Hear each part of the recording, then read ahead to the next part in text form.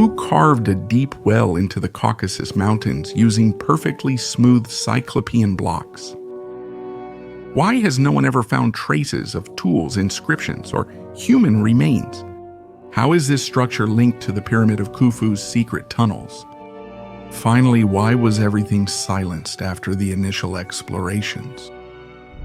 Today we begin a fascinating journey to Karahora, an extraordinary place in the Caucasus Mountains. But before we begin, as we always do, we invite you to support our work by subscribing to the channel. For you, it's a simple gesture, but for us, it's essential.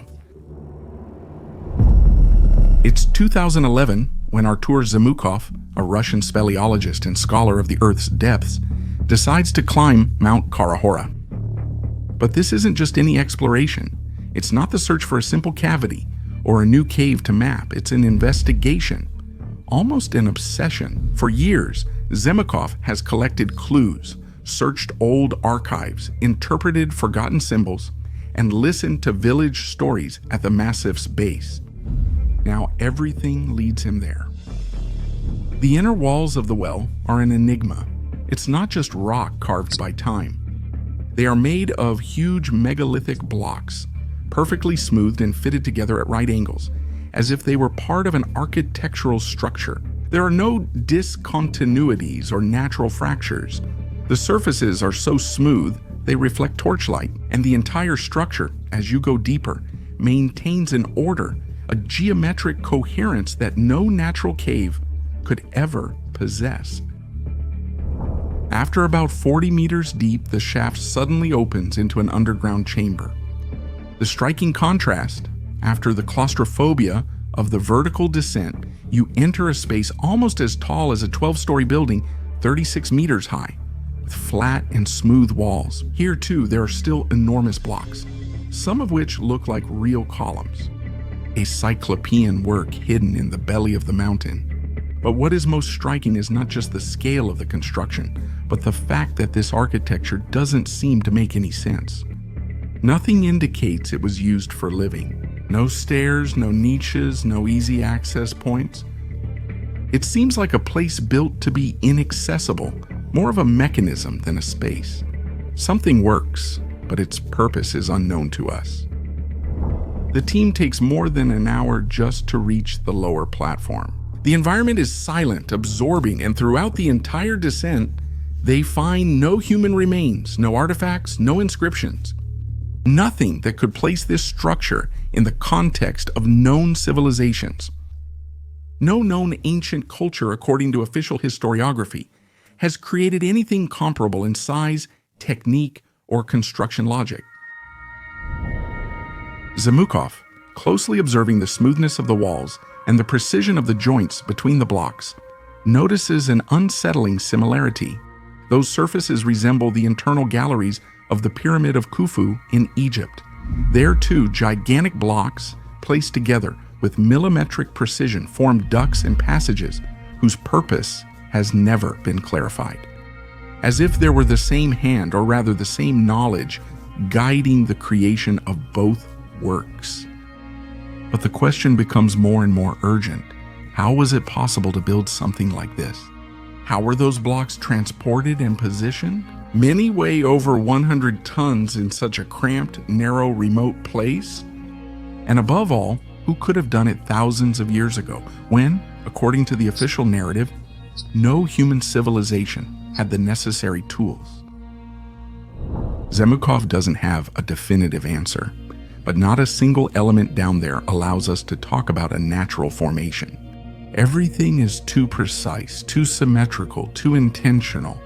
So the real question is another one. If it really is an artificial structure, who built it? And what is still hidden in its depths?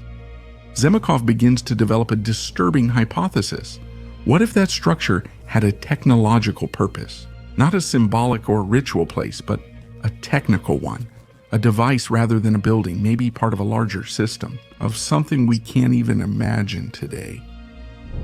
The analogy with the Great Pyramid is not just visual. There too, in the internal galleries, there are narrow spaces, blind tunnels, shafts and inclines that have never had a definitive explanation. And just like at Karahora, no decoration, no sign of worship, only stone, carved with a precise and impersonal intelligence. Some alternative scholars, observing the images and surveys taken in the shaft, begin to talk about resonance, a possible acoustic or energetic use. Others put forward the hypothesis of a much larger buried structure, of which what has been explored so far would be only a fragment. The shaft may belong to a massive machine.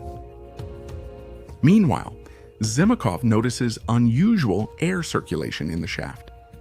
A steady flow appears to rise from below, as if from yet unexplored chambers, as if the shaft were just the mouth of a much larger system, and above all, still active.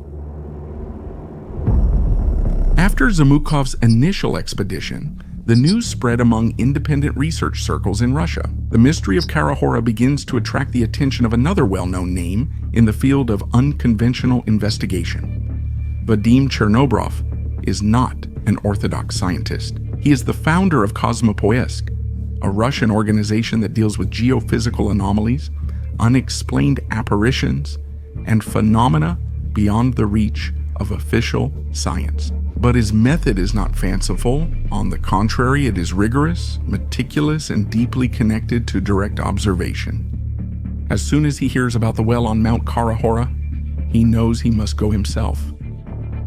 The second exploration has a different tone. It's no longer just a speleological expedition, it's a real surveying operation. Chernobrov and Zimukov go down together. He documents every phase of the descent. He measures angles, depths, pressures, and maps everything meter by meter. The images are included in a documentary aired by a Russian television station. But despite the transparency of the approach, or perhaps precisely because of it, the interest fades quickly. No official channel picks up the news, no scientific institute investigates further. It's as if the well doesn't exist, or worse, as if no one wants to talk about it. Meanwhile, the map drawn by Chernobrov confirms the initial intuitions. The structure has no comparison. The collected data shows perfectly orthogonal walls, blocks that follow one another with impressive regularity, and interior spaces that do not follow any natural logic. But it is at this moment that the mystery takes on another form, a darker one, because something begins to happen.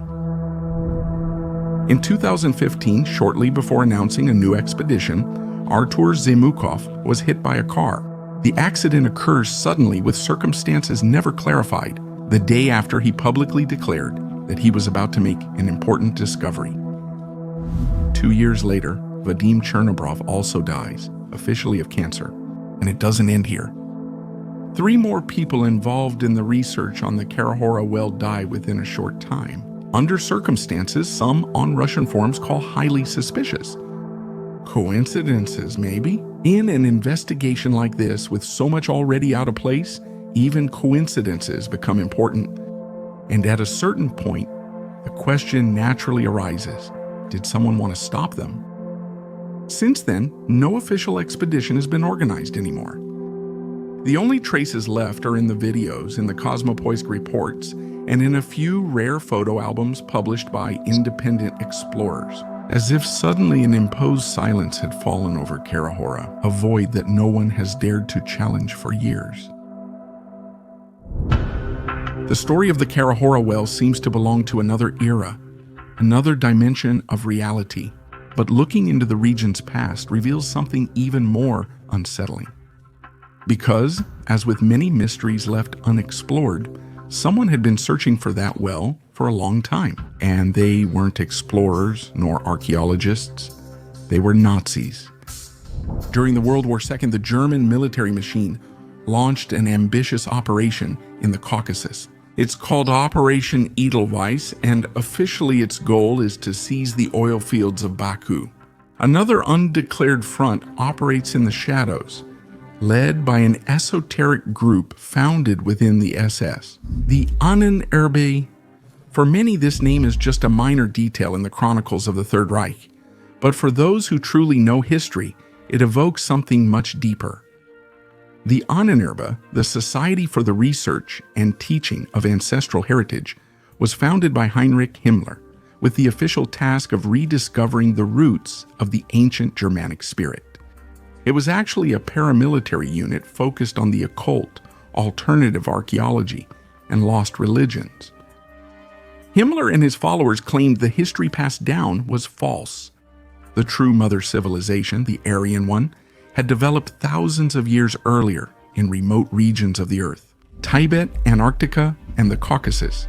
And it is precisely in the heart of the Caucasus that the Nazis focused some of their most ambitious explorations. Among the mountains where Karahora rises, the SS are searching for something. They do it quietly, leaving minimal traces. But one piece of evidence remains, and Artur Zemukov finds it. A swastika carved into the stone right near the entrance of the well. It's not modern or caused by vandalism. It's been there for decades, an unmistakable sign that someone, even during the war, had already come close to the same discovery. Zemukov, in fact, didn't get there by chance. For years, he tracked the abandoned Ahnenerbe dossiers, including maps and notes gathered by German special units. He wasn't searching for a well, but for an underground city or hidden structure, possibly built by the ancient Aryan civilization that fascinated the Nazis. And what makes it all even more unsettling is another detail. A second swastika, much older, carved on a rock far from the German area of operations. A similar symbol that existed centuries before the Nazis. Who carved it? It was the mark of that same lost civilization, the one the Nazis were desperately trying to bring back to light. Maybe behind the delusional ideology of the Third Reich, there was a distorted but real awareness of the existence of a forgotten past. A past in which knowledge and technology merged with myth. And maybe in that past, the Khara-Hora well was a portal. Not in the esoteric sense, but in the more concrete sense of the term. An entrance, access to something greater. Something that even today watches us from the depths of the earth. After the sudden death of Zemukov and Chernobrov, an unsettling silence falls over the Karahora well. The expeditions stop, the rumors fade, and the documents begin to disappear. For years, no one dares to go near that place anymore, until in 2017, an ordinary man, a photographer, a hiker, a curious person, decides to go there. His name is Alessandro Sploshnov. He is neither a scientist nor a mystery investigator. But what he does is fundamental. He documents everything, walking the paths to Kara-Hora's summit and photographing the well's entrance. He descends into the darkness with just his flashlight and camera. What he records is extraordinary. Sploshnov's online photo albums, linked in the video description, clearly show for the first time what had previously only been described. The well is real, and that's not all. Its walls are geometric, perfectly smooth in extended sections, interrupted only by sharp joints, squared blocks, and interlocks without mortar. It's not a cave, it's a work. But Alexander doesn't stop there. He explores the area around the entrance to the well, walks among the rocks, and photographs what the vegetation hasn't managed to cover. And one after another, he finds elements that reinforce an increasingly concrete hypothesis. The well is just one part of a much larger complex. He photographs massive, partially buried stones and stacked blocks that appear to trace a buried structure's outline. Some surfaces show clean cuts, right angles, and regular machine-like engravings. In certain places, the difference between natural stone and worked stone is so obvious that it looks like an educational comparison. And then there are the anomalies. Round holes, perfectly cylindrical protrusions, and in some cases surfaces polished with a precision that can't be the result of erosion. In another image available online, you can see an irregularly shaped boulder, but with one flat face as if it had been cut cleanly. Right next to it, another block has a perfectly straight line that extends for more than 2 meters without any variation. It's not a fracture, it's a segment. At this point, the doubt becomes serious. We're not looking at a simple well. The whole slope could be part of a buried complex, a prehistoric quarry, or maybe even an entire megalithic structure built and then swallowed by time and earth. And what if the mountain itself hides the remains of an underground city or a geological machine built to last for millennia? Splashnov doesn't propose theories or seek glory, but his images achieve what no academic now dares. He went back there, observed closely, and left us the visual evidence of what lies hidden on Mount Karahora. Since then, the mystery has deepened. Today, the Khara-Hora well is still there. No official expedition has resumed exploration. No research institute discusses it, and no university includes it in studies. Yet there are images, measurements, surveys, witnesses. There is a map. There is a documentary that aired. There are names, places, and dates. And there are also deaths. All of this exists, but it is ignored, as if the well, the very moment it was discovered, was immediately buried under something even heavier than stone: silence. What lies beneath Mount Karahora? Is it a prehistoric quarry? A megalithic structure? The technical conduit of a forgotten civilization? Or is it something we don't yet have the tools to understand? It certainly isn't an isolated phenomenon. On the contrary, all over the world, there are similar structures scattered like clues. Blind tunnels in the Egyptian pyramids, vertical shafts in the Cambodian jungle, inaccessible underground chambers in the Andean mountains. All spaces built without an apparent function, except perhaps to preserve something, or maybe to hide it. Karahora could be part of this map, a map of forgotten sites, not because they're irrelevant, but because they're incompatible with the official narrative of human history. And so, maybe the real mystery isn't the well. The real mystery is why no one wants to look in there anymore. Because when a perfectly geometric structure, built with 200-ton blocks, appears on top of a mountain in the Caucasus and is ignored by everyone, it's fair to wonder if the oblivion is really accidental or if it was chosen. We've concluded our investigation into the Karahora well, following traces in the ground, stone, photos, and stories from those who ventured where few dare. And now, as always, the floor is yours. In your opinion, is the Karahora well a geological anomaly? A forgotten human creation? Or uncomfortable proof of an advanced civilization hidden by our ignorance? Let us know in the comments. And if you enjoyed the video and want to support our work, don't forget to like and subscribe to the channel. See you in the next story.